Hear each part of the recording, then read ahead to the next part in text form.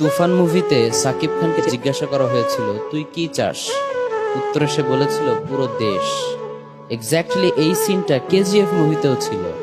সেখানকার hero Rocky ভাইকে জিজ্ঞাসা করা হয়েছিল তুই কি চাস, উত্তরে সে বলেছিল পুরো দুনিয়া।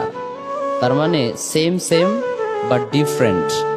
দুটো সিন দেখতে সেম মনে হলেও কিন্তু সেম না, দুটো সিনের মাঝে আছে হিউজ ডিফারেন্স।